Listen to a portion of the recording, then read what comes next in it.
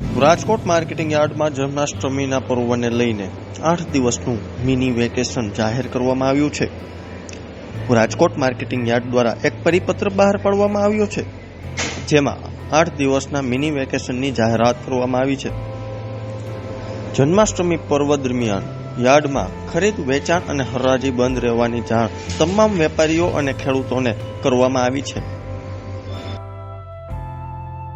Rajkot marketing યાર્ડમાં જાહેર કરવામાં આવેલી રજા મુજબ મુખ્ય બેડી યાર્ડ 26/8 થી તારીખ 2/9 સુધી સંપૂર્ણ બંધ રહેશે, જ્યારે જુદી જુદી પેટા યાર્ડમાં જાહેર કરાયેલી રજા મુજબ તારીખ 25 થી 28 દરમિયાન શાકભાજી વિભાગ, તારીખ 25 થી 27 બટેટા વિભાગ, તારીખ 25 થી 28 ડુંગળી વિભાગ અને 26 થી 27 એક દિવસ સબ માર્કેટિંગ યાર્ડનો ઘાસચારા વિભાગ બંધ રહેશે.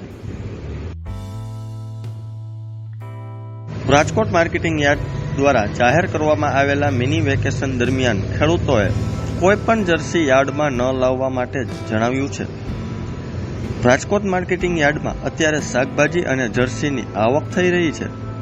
એક તરફ શ્રાવણ મહિનો ચાલી રહ્યો છે અને બીજી તરફ બટેટા, ટમેટા અને લીંબુના ભાવમાં વધારો જોવા મળી રહ્યો છે. રાજકોટ માર્કેટિંગ યાર્ડમાં શાકભાજીની સાથે સાથે કપાસ, મગફળી અને ઘઉં સહિતના પાકની આવક થઈ હતી. શાકભાજીની વાત કરીએ તો લીંબુના ભાવ 1200 થી 1800 રૂપિયા, બટાટાના 300 થી 661 રૂપિયા, ટમેટાના 360 થી 800 રૂપિયા, લીલી મરચાના 500 થી 800 રૂપિયા, રીંગણા 700 થી 800 રૂપિયા અને ભીંડો 300 થી 400 રૂપિયા એક મણના બોલાયા હતા. રાજકોટ માર્કેટિંગ યાર્ડમાં સૂકી ડુંગળીના ખેડૂતોને 290 થી 840 રૂપિયા મળ્યા હતા. યાર્ડમાં આજે સૂકી ડુંગળીની 2170 ક્વિન્ટલ આવક થઈ હતી.